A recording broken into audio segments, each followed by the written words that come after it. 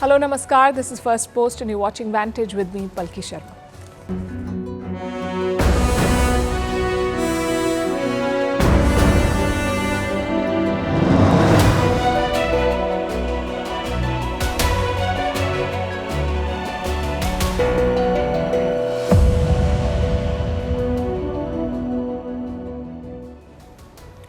Donald Trump is leading the US presidential race and the world is watching closely because the result will impact everyone. Trump's statements are shaking stock markets. Today, Taiwan is on the edge after Trump said that they'll have to pay for US support. We will discuss the implications. Meanwhile, in the Democratic camp, Joe Biden has endorsed Kamala Harris. What does that mean? Is there an Iranian hand in the Trump assassination bid? The US Secret Service has made a revelation. In the UK, two women of Indian origin are in the battle to replace Rishi Sunak as the Tory leader. In France, a terror threat looms as they gear up to host the Olympics in a few days from now, while the European Union is divided over slapping higher taxes on imported Chinese cars. How the Indian job market is looking bleak despite consistent growth, and what can the government do to fix it? Egypt claims to be Africa's top investment destination, but that's only half the story. We'll tell you the other half. Are you using emojis right? We'll tell you about the generation and gender gap here. And students in Japan land up in hospital after having spicy chips. How hot is too hot and why do we like it? All this and more coming up. The headlines first.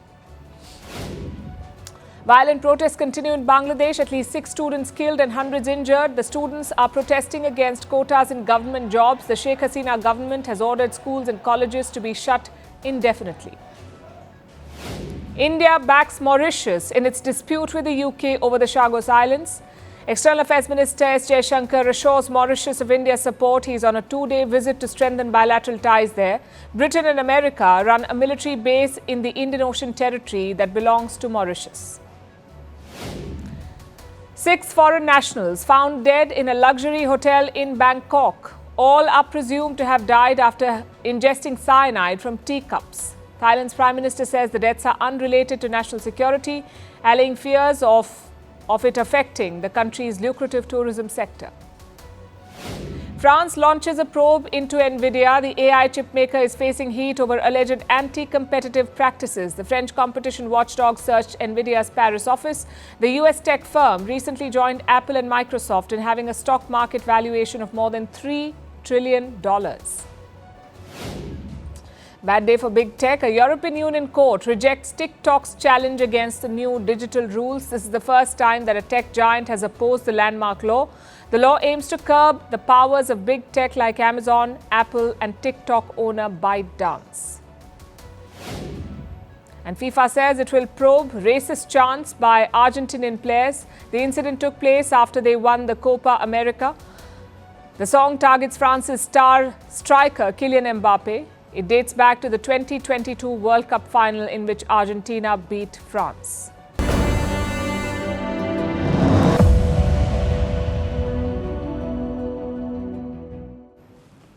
Trump 2.0 is the talk of the town. If he wins, will he be as unpredictable as before? Or will he go mainstream?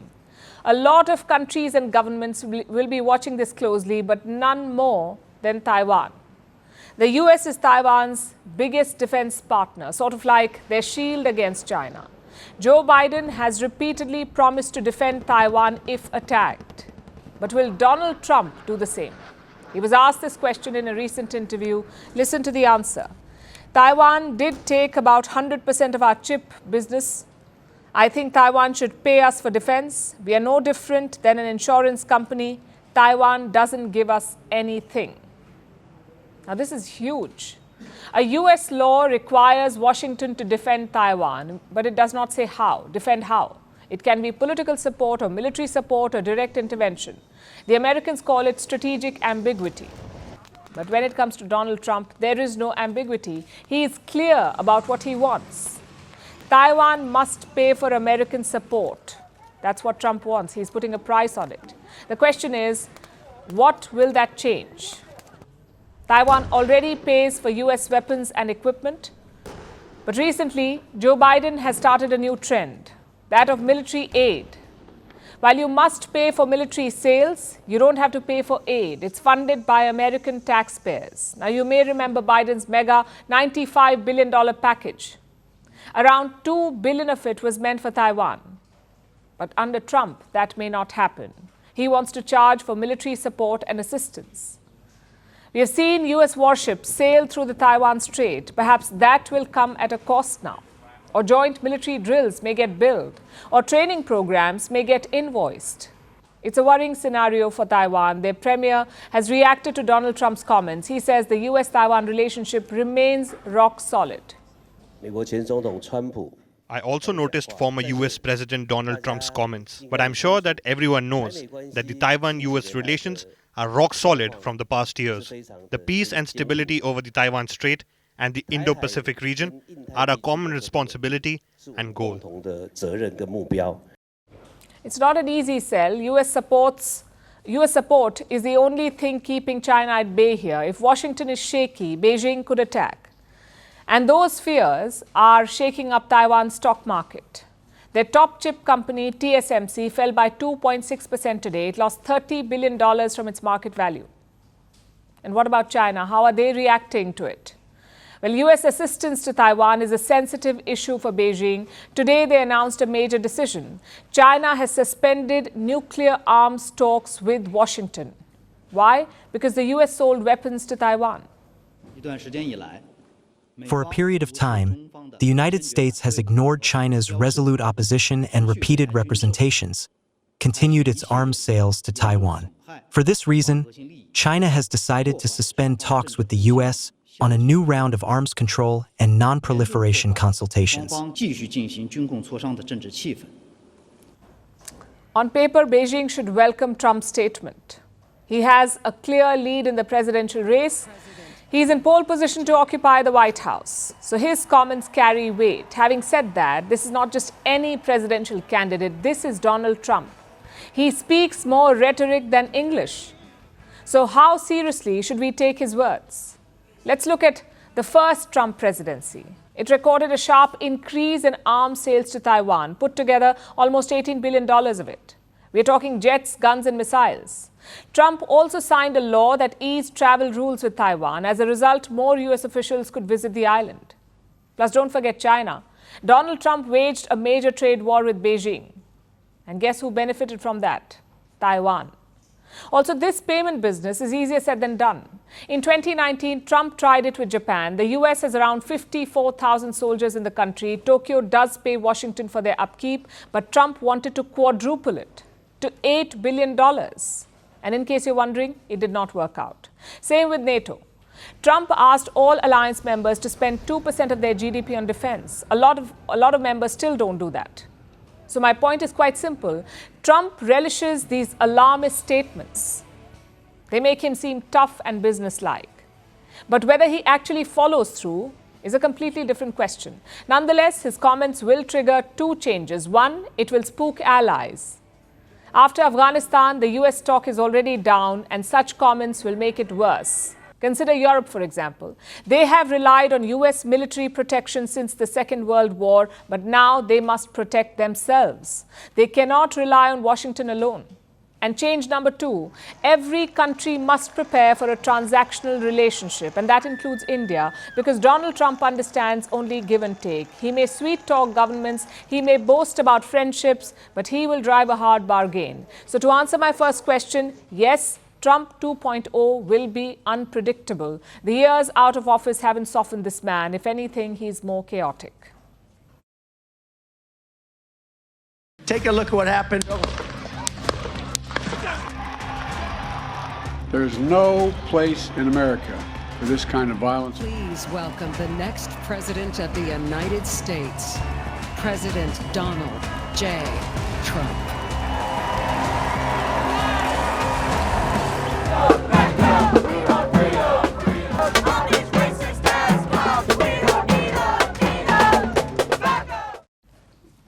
Trump can be synonymous with chaos. As of today, you could say the same about American politics. It's in serious turmoil, in large part because of the assassination attempt on Donald Trump. It has sparked a security nightmare, and the fallout is scary.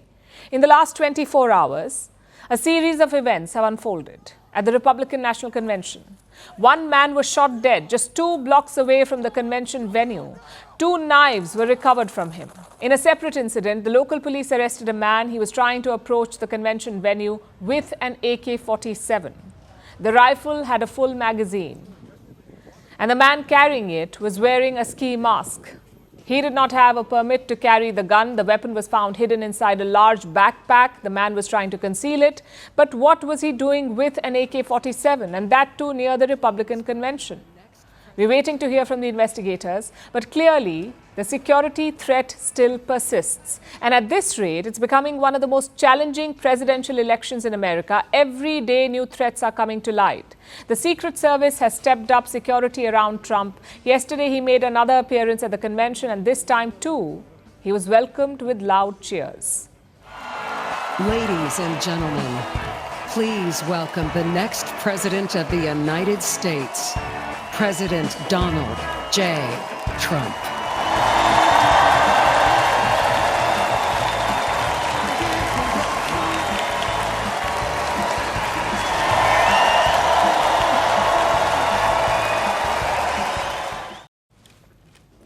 Yesterday, Trump secured his nomination. It was unanimous. Some of his fiercest critics are also coming around now. They're rallying behind the former president, like Nikki Haley.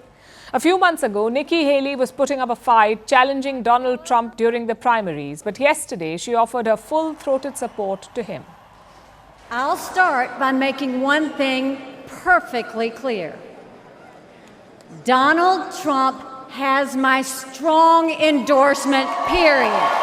If we have 4 more years of Biden or a single day of Harris, our country will be badly worse off. For the sake of our nation, we have to go with Donald Trump. Another endorsement came from Ron DeSantis. He too is a former rival. At one point, he was among the favorites to secure a presidential nomination from the Republican Party. Ron DeSantis ran an aggressive campaign against Donald Trump. He was called Trump Light. But his campaign tanked spectacularly, and now he has pledged his loyalties to Trump. Let's send Joe Biden back to his basement, and let's send Donald Trump back to the White House. We need a commander-in-chief who can lead 24 hours a day and 7 days a week. America cannot afford 4 more years of a weekend at Bernie's presidency. Trump is taking this convention by storm. So is the bandage on his ear. It has become a powerful metaphor, a campaigning tool even. Trump supporters are showing up with bandaged ears in a mark of solidarity. The internet is abuzz. Bandage memes are going viral. Take a look at this.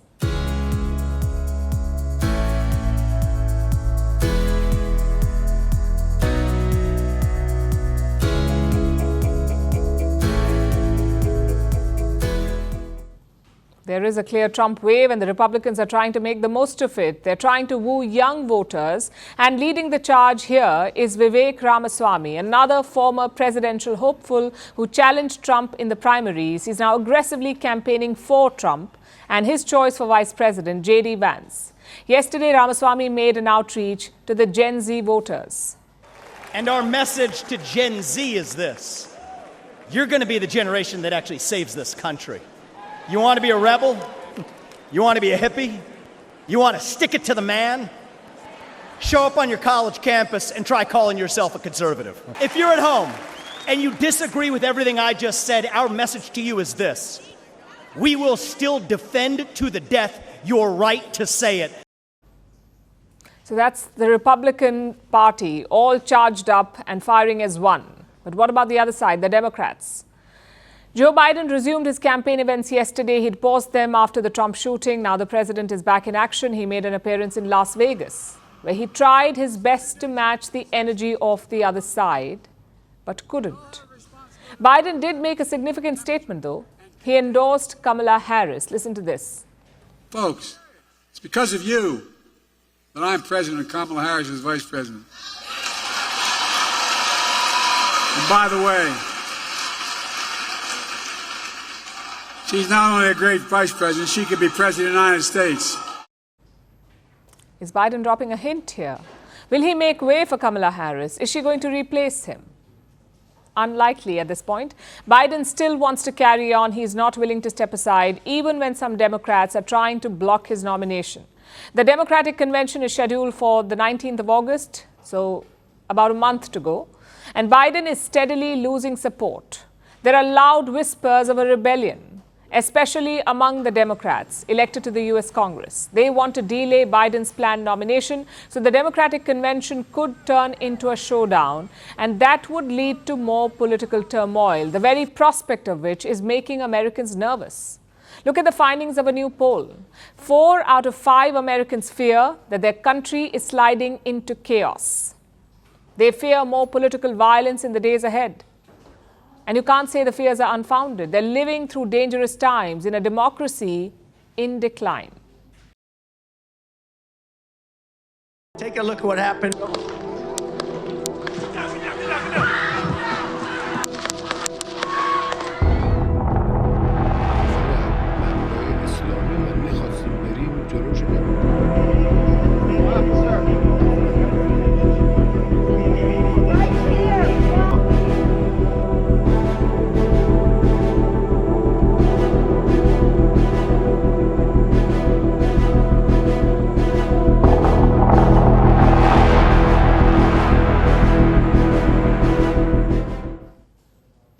So American democracy is in chaos and decline. The country is demanding answers. Why did Trump not have enough protection? Was this a major security lapse? What was the Secret Service doing? And amid all of this, a new report has emerged. It says the Secret Service boosted Trump's security just weeks before the shooting. Why? Because of an Iranian assassination plot. This beats Hollywood. Let me explain. A few weeks ago, the US is said to have received new intelligence. Officials learned that Iran was planning to kill Trump. They got the tip from a human source. There was increased chatter on the back channels. All of it talked about assassinating Trump. So the Secret Service was notified and Trump's campaign was warned. Soon his security was also beefed up. There were extra counter-assault agents, counter-snipers, drones, even robotic dogs, all part of Trump's new security arrangement. Yet, after all of this, a gunman managed to take a shot at him. So was he part of Iran's plan? Well, it's highly unlikely. The shooter was a 20-year-old man. His name was Thomas Crooks. He was a registered Republican. Reports say that he was bullied during childhood. He was known to be lonely, but nothing suggests a link to Tehran. So the assassination attempt was unrelated. But it makes you wonder, if Trump's security was truly increased, how did they still mess up? Crooks was a lone gunman. He was on a roof with a rifle, located just 450 feet from Trump. How did the Secret Service not know? More importantly, witnesses suggest that they warned the police. They pointed at the armed man. They raised the alarm, but apparently there was an 86-second delay in the response, and that's when the shots were fired. So it was a major lapse. The Secret Service could not stop one man, even with the claims of increased security. Sounds hard to believe, right? And we're not saying that it's not possible, but it's sounding a lot like a lame excuse, and Iran agrees. It calls the report unsubstantiated. Tehran says the allegations are quote-unquote malicious, which brings us to the threat itself. In 2020, the year 2020, Qasem Soleimani was killed by a US airstrike in Baghdad. Qasem Soleimani was an Iranian military general, one of the country's most powerful and celebrated men. The killing led to shockwaves across Iran. Tehran vowed revenge. Now that strike, the one that killed Soleimani, was ordered by Donald Trump. He was the US president then. And since then, he's become enemy number one for Iran. Trump and his officials are constantly on the radar. In 2022, there was an assassination plot against John Bolton. He was Trump's national security advisor. Bolton still has his Secret Service detail. Mike Pompeo, too, was the target of an Iranian plot. He was Trump's Secretary of State. Pompeo, too, has a US government security detail now. So the Iran threat is not new. It's been around for some time, and Washington has known about it. So was this latest threat, what was it that the US is claiming now? Is it genuine, or is it an attempt to deflect attention? Just blame an enemy state and the headlines will gloss over glaring security lapses in America. It's a tactic that Washington has accused other countries of employing. Every time a country mentions a foreign conspiracy or a plot, the US is usually the first to lecture. But now they seem to be doing the very same thing. We don't know if the threat is real, but we do know that the Secret Service messed up here. If they had a tip-off on Iran, they should have been better prepared, not outmaneuvered by a Thomas Crooks.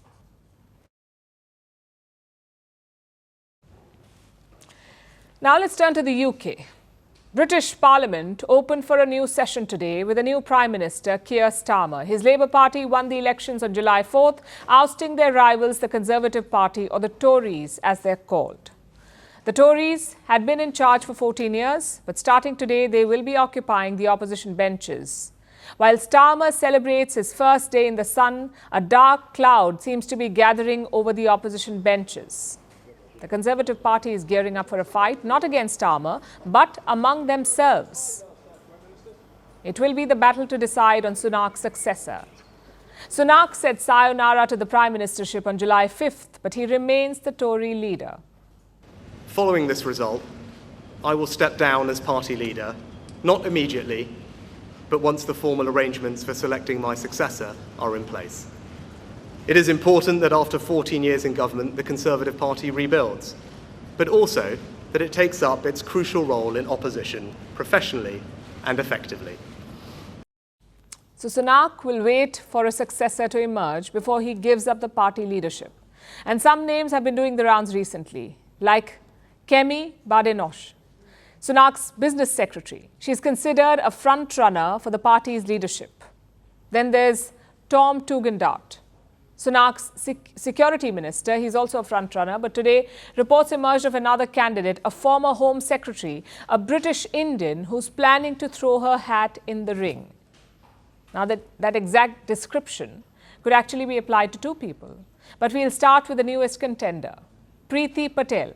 Patel is 52 years old. She was born in London to parents who emigrated there from the African nation of Uganda. Patel's family originated in the Indian state of Gujarat, but her grandparents had settled in Uganda's capital, Kampala. Her parents eventually moved to London, where she was born.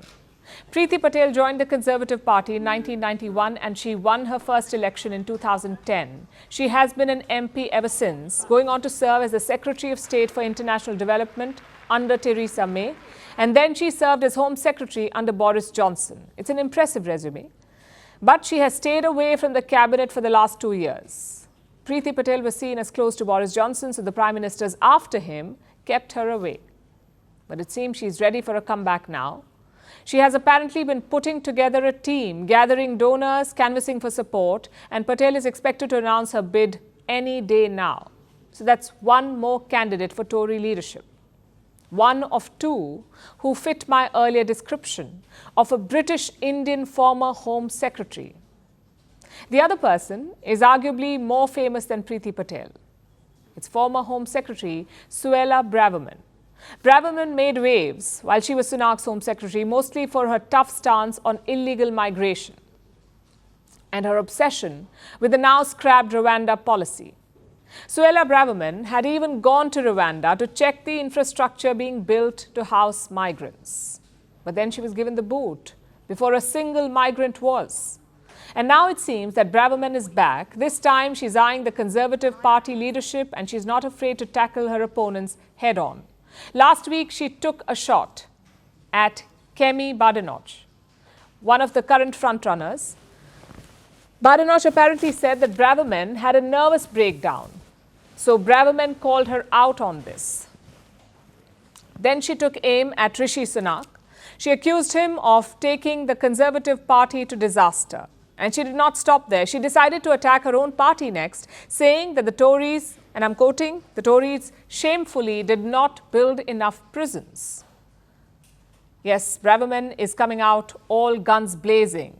But this does have an unfortunate side effect. It tends to alienate party members, which is not a good strategy because it is the party that selects the next leaders, the sitting MPs, like Badenoch and Sunak and all their supporters. So Suella Braverman's chances are considered low right now. Despite this, she is still seen as a contender, one of 6.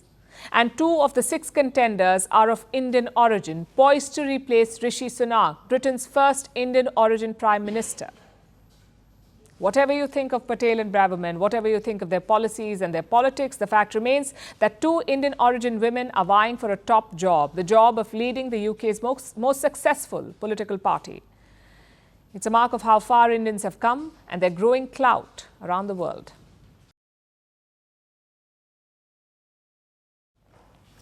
Moving on to Paris, it is hosting the Olympics in 10 days from now. Over 1 million people will descend upon the city, but is Paris prepared for this? Hosting the Games is proving to be a security nightmare, especially for France, which is no stranger to terror attacks.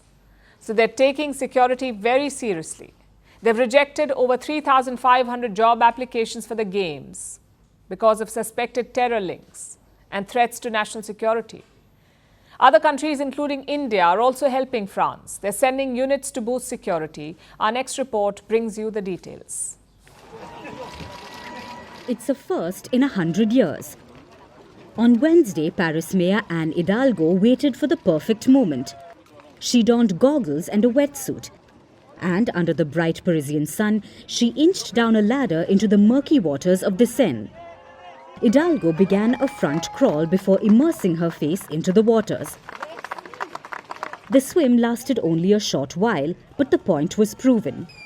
Swimming in the Seine has been banned since 1923. It's due to health risks. So, ahead of the Olympics, Paris embarked on an ambitious mission. A mission to clean up the Seine. Until very recently, the river failed quality tests. But Hidalgo's swim has inspired confidence. Some Parisians even joined her. You go into the water. It seems natural and easy. The water is really, really good. A bit cold, but not too much. And look at the joy around us. And on top of that, the sun is out.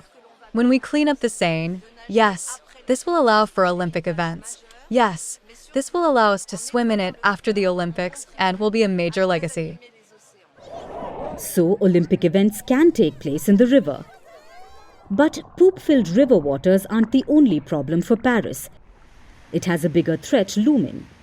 It's the security for the Games. Take the Seine, for example. It's a river that snakes through the city. If the Olympic event takes place there, security forces will have to secure the whole of the river. That's a security nightmare. There will be ballistic glass lining the river walls. Military will have to patrol both sides of the Seine. Now, France is no stranger to terror attacks. There was the Charlie Hebdo shooting, the Bataclan massacre, the deadly Bastille Day attack. So the threat looms large always. And since the ISIS attack in Moscow, Paris is even more worried. It's scrutinizing every single security measure. Thousands have applied for jobs at the Games. Paris has rejected over 3,000 of those applications. France says they posed a risk to the country's national security. 130 of them have been designated Fiche S. This is the government's watch list for terror suspects. Security too has been beefed up. Paris will have a security force of around 45,000 officials. This will include military forces, police officers, and private security agents. The total cost of the security arrangement will be around 5 billion euros. Besides that, Paris is deploying all sorts of technology. There are surveillance cameras, anti-drone systems, crowd control measures. All of this will be used to beef up the security apparatus. France is getting help from other countries in securing the Games. India too has sent its elite dog squad K9 units to the country. So Paris seems equipped to handle possible security threats. But officials believe the biggest danger could be lone wolf attacks. The Olympics begin on July 26th. It continues till August 11th. Nearly 1 million people will descend upon the city. That includes athletes, trainers, journalists, volunteers, and private security guards. Which means France will have to step up its vigilance. Paris says it's thwarting terror attacks every day. But right now, it remains confident that it can prevent the Olympics from turning into a terror nightmare. Meanwhile, in Brussels, the divide within the European Union is widening. Earlier this month, the bloc made a bold move. It slapped tariffs on Chinese EVs, electric vehicles. The decision virtually brought Brussels to the brink of a trade war with Beijing. But it seems the EU's pressure campaign is about to fall apart. Disagreements have emerged within the bloc. Not everyone is on board with the plan. Earlier this week, EU members held a meeting. There was a secret vote about the tariff plan. It's called an advisory ballot, meaning it's an indicative vote, sort of like a drip test. The vote is not legally binding, but it reveals where members stand on the issue. And where do they stand on the tariff plan?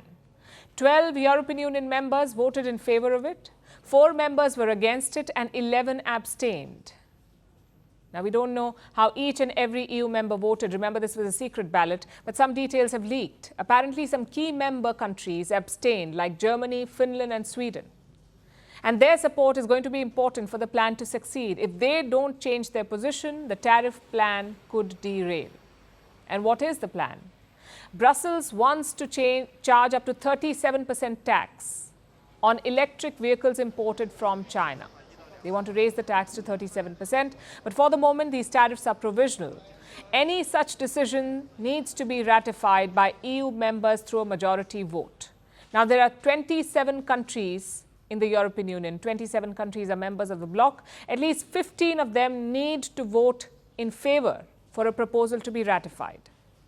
As of today, Brussels is short of 3 votes. They have time till November to reverse this, and China senses an opportunity here.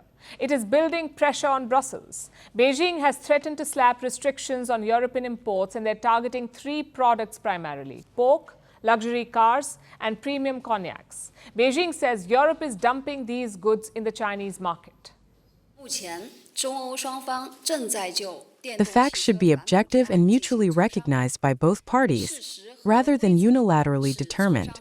It is hoped that the European side will make decisions based on facts and rules which are reasonable and objective. So there was a clear tug of war on trade. Now, China is retaliating against EU tariffs. In such a scenario, Brussels needs to put up a united front. But the bloc seems increasingly divided, especially on the foreign policy front. So tariffs is one issue. This week, there was another. This week, they snubbed Viktor Orban, the Prime Minister of Hungary. Budapest is about to host a foreign policy summit.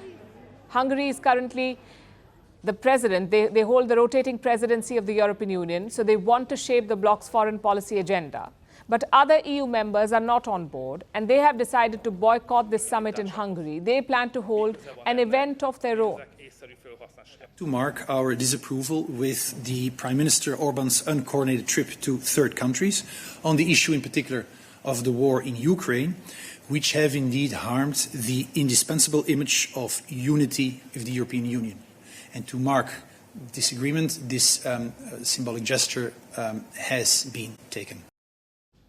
They're angry about Orban's recent foreign trips. He visited Ukraine, Russia and China and met with Zelensky, Putin and Xi Jinping. Orban called this visit a peace mission. But it wasn't sanctioned by Brussels. None of the EU member countries were consulted about the so-called peace mission. And now Viktor Orban is facing a boycott, but he seems undeterred. The Hungarian leader is increasingly projecting himself as a leader for Europe, and he's taking this campaign quite seriously. He's been putting out Hollywood-style promotional videos.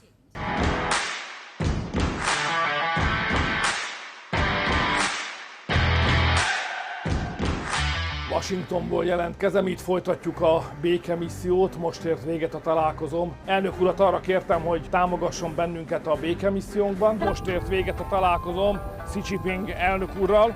A háborúban a végső szót persze a háborúzó felek mondják ki, de döntő befolyása van 3 világhatalomnak. Dialógus és diplomáciai csatornák nélkül nem tudjuk elérni a békét. Mert a béke nem magától lesz, hanem meg kell teremteni, azért dolgozni kell. Azt akartam megtudni, hogy merre van a békéhez vezető legrövidebb út. The videos are impressive, but they only highlight the deep divisions in Europe, the disunion in the European Union.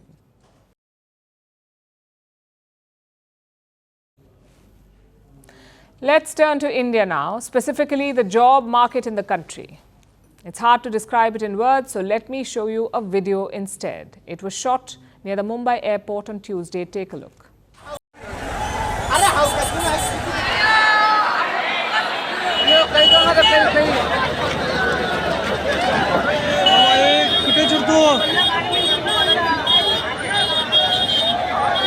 अंदर line लगवाएंगे.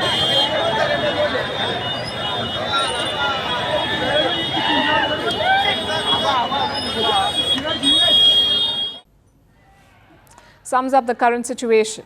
Air India had listed around 2,200 job vacancies, mostly related to maintenance and loading work. And how much does it pay? Between 22 to 30,000 rupees. But look at the turnout. More than 25,000 job seekers gathered at Air India's office. It almost led to a stampede. And this is not an isolated situation. Last week, another video emerged from Gujarat. Hundreds of people were seen at a private company's recruitment drive. Take a look.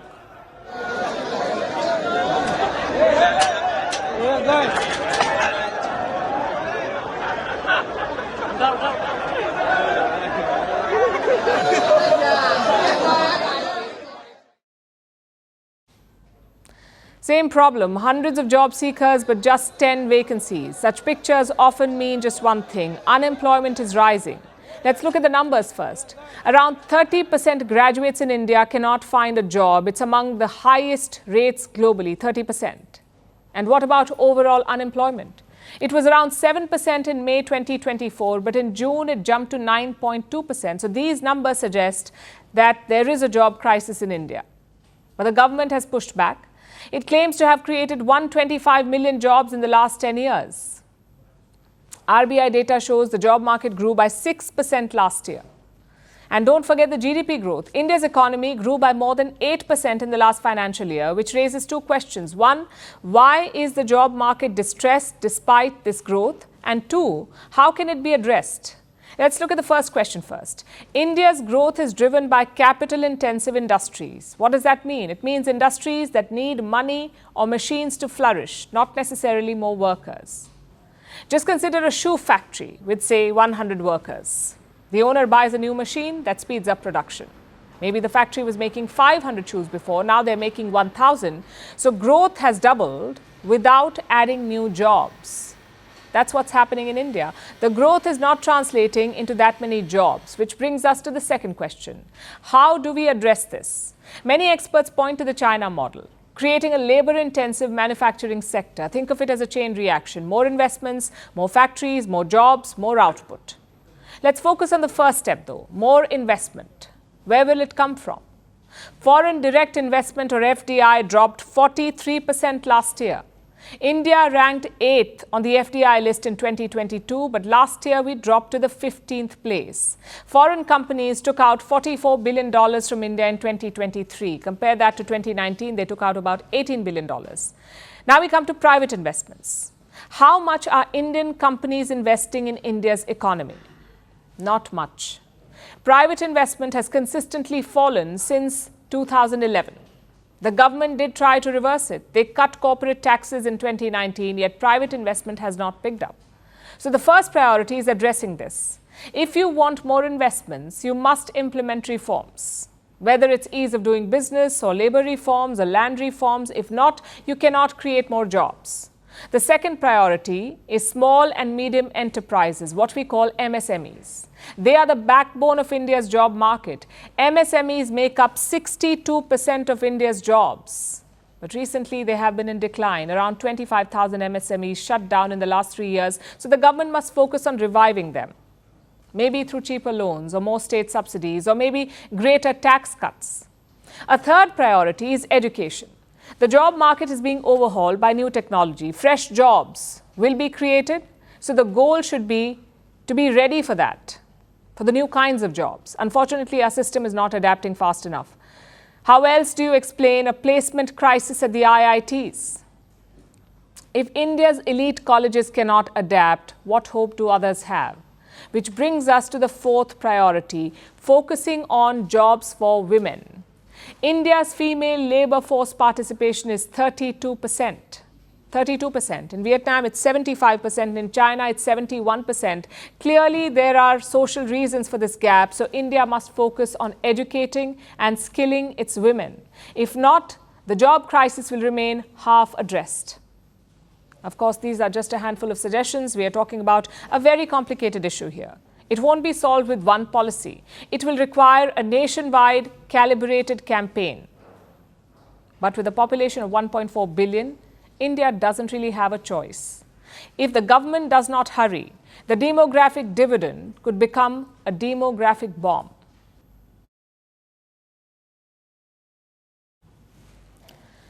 Now let's turn our attention to Africa. Some reports have been doing the rounds, reports about the state of foreign direct investment in Africa. One country seems particularly pleased, and that's Egypt. The Egyptian government is celebrating. They say that their country is Africa's foremost investment destination for the second year in a row. And they're citing a United Nations report while making this claim. Technically, Cairo is not wrong. Egypt has done well over the last 2 years. Several policies have worked in their favor, but there's also a bigger picture here about the overall investment scenario in Africa. Here's our report. There's a saying in economics. A skilled statistician can get raw data to sing any tune they want. They just need to fiddle around with the numbers. The Egyptian government seems to have taken this saying to heart.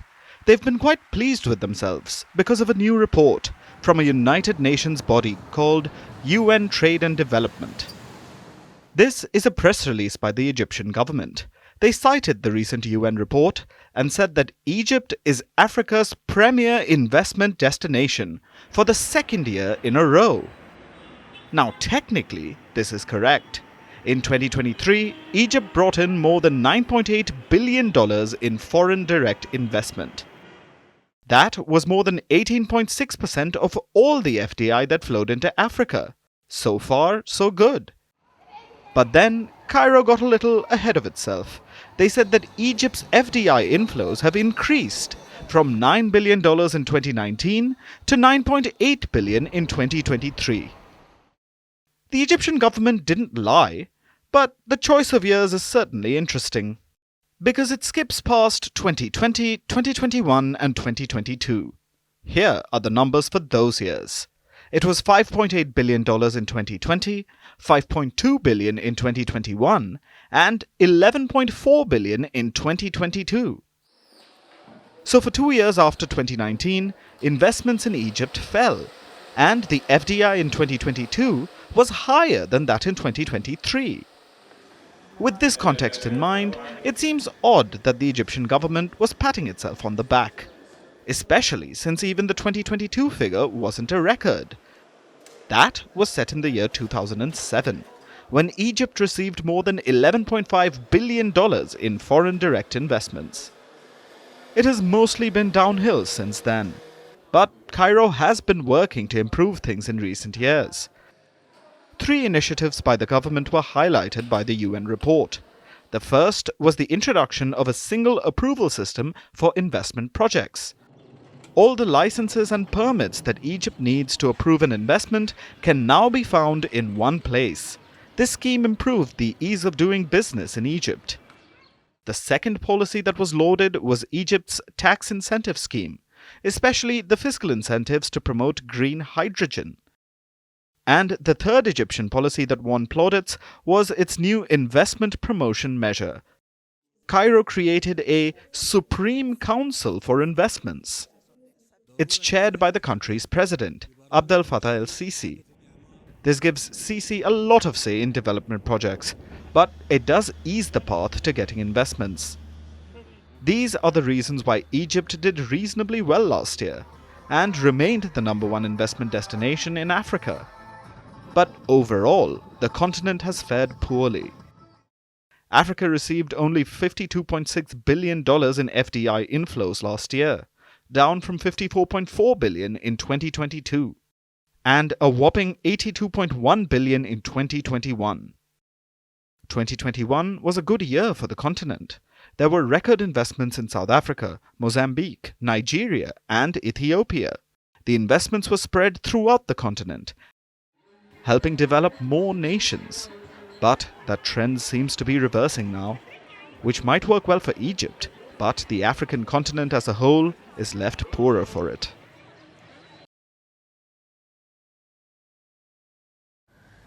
$10 billion. That's how many emojis are shared daily the world over. Which is not surprising. Ever since phone calls received a death sentence from Gen Z, texting is everywhere. And by proxy, so are emojis. They punctuate our texts and emails. They make bland texts exciting. They veil subtle expressions, and sarcastic introverts everywhere are thankful for it. But emojis are like the rogue protagonist in our texting life. They're equal parts helpful and chaotic.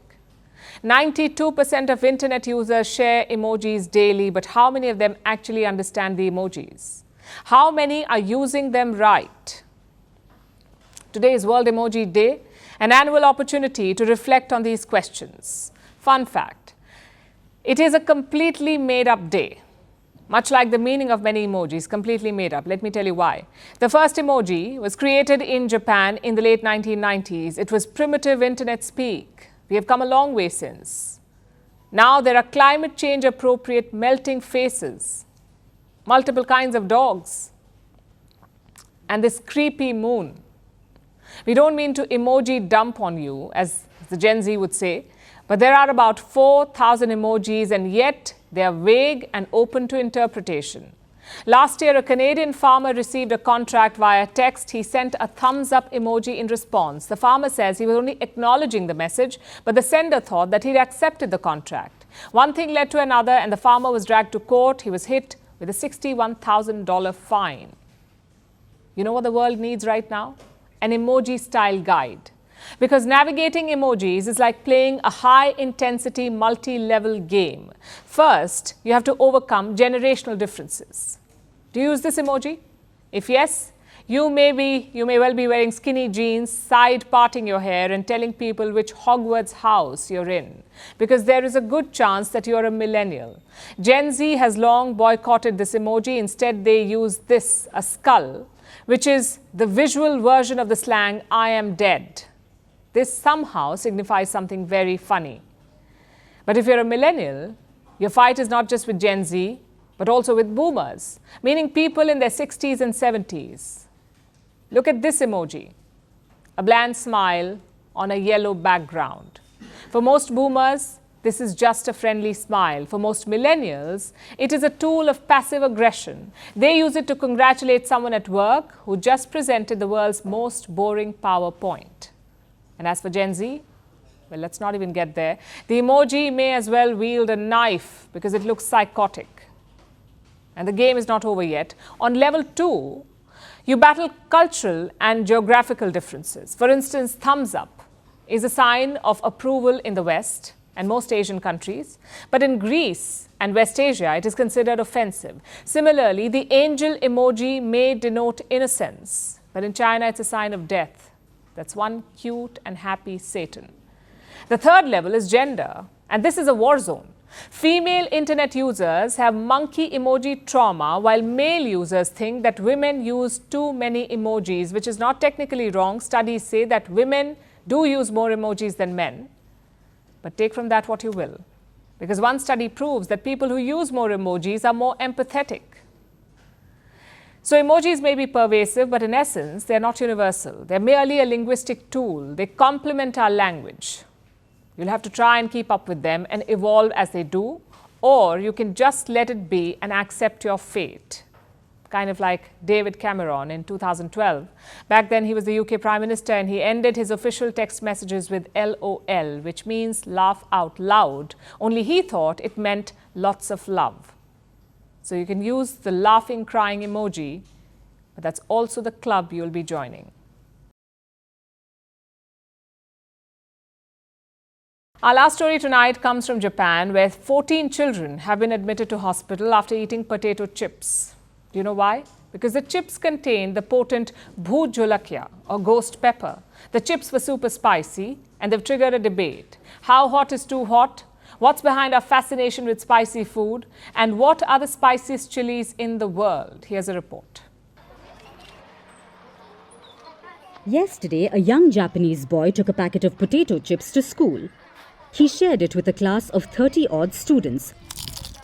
As they say, sharing is caring, at least in most cases. But this scenario was not one of those. What followed was this. Students began complaining of nausea and acute pain in their mouth. 14 of them were admitted to hospital. What was wrong with the chips? Well, they were super spicy. The chips are correctly called R18 plus curry chips. They contain the potent ghost pepper. That's the nickname of the spice. Its real name is Bhut Jolokia. It's cultivated in northeastern India. In some parts of India, the spice is well loved.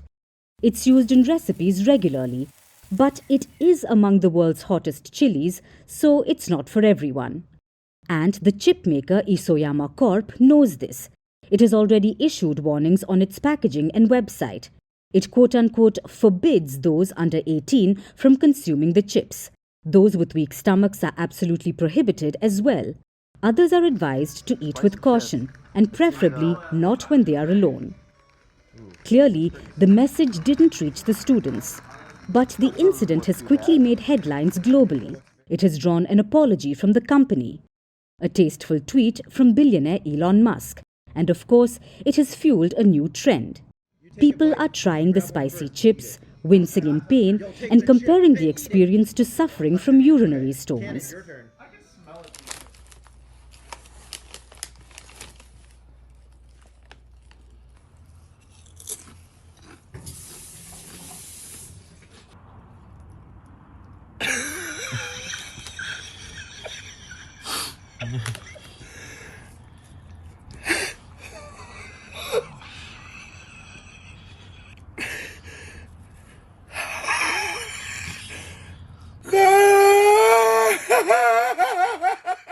That was both painful and amusing to watch. But throughout history, many cultures have been spice-loving. Some like it hot, and some like it hotter still. But how hot is too hot? Peppers are rated on what's called the Scoville Heat Unit Scale. Think of it as a mop your brow scale.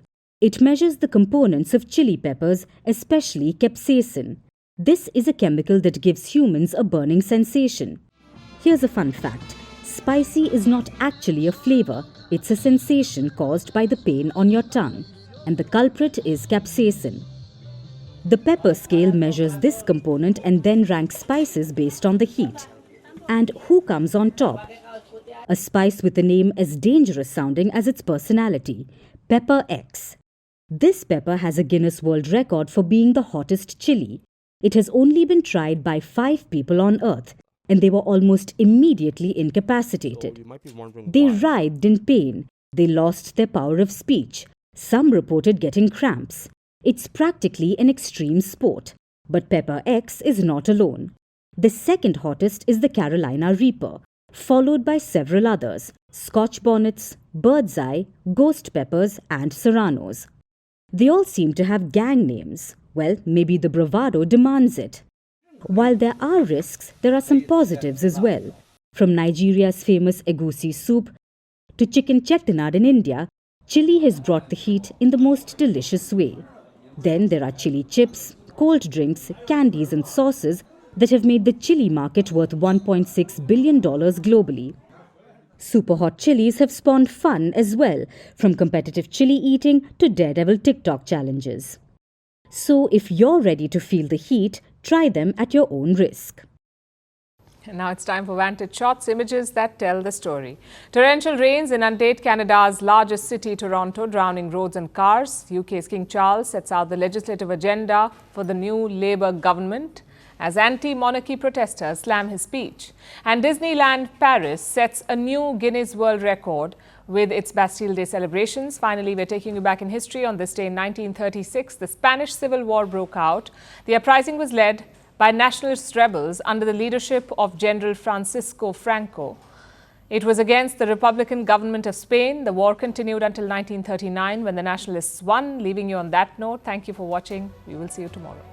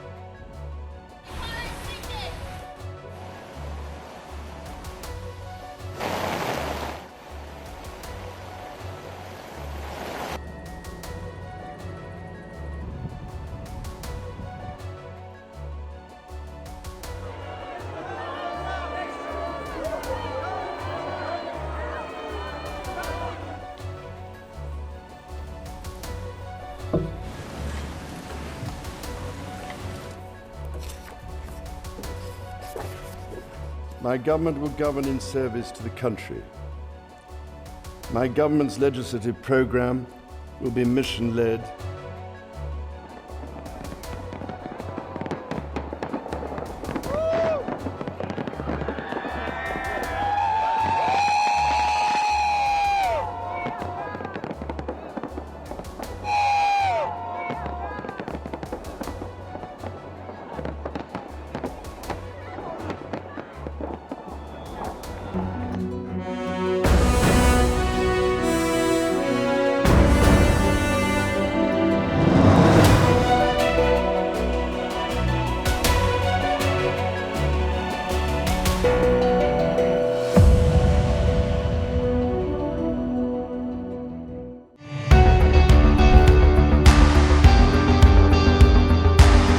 Across continents, one powerful news source.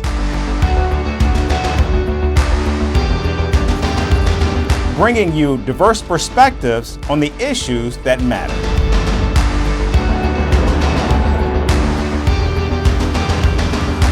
We go beyond the boundaries to give you that little extra about every sporting moment.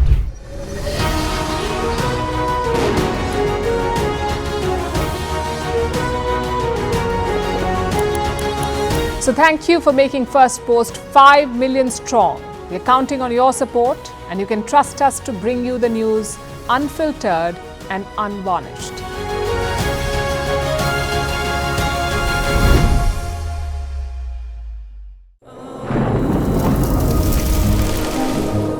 Climate change is on our doorstep. It's time for a revolution to take root. And it starts with 1.4 billion Indians. It starts with one tree for humanity, one tree for Mother Earth, one tree for a future. Project One Tree, a News 18 network initiative.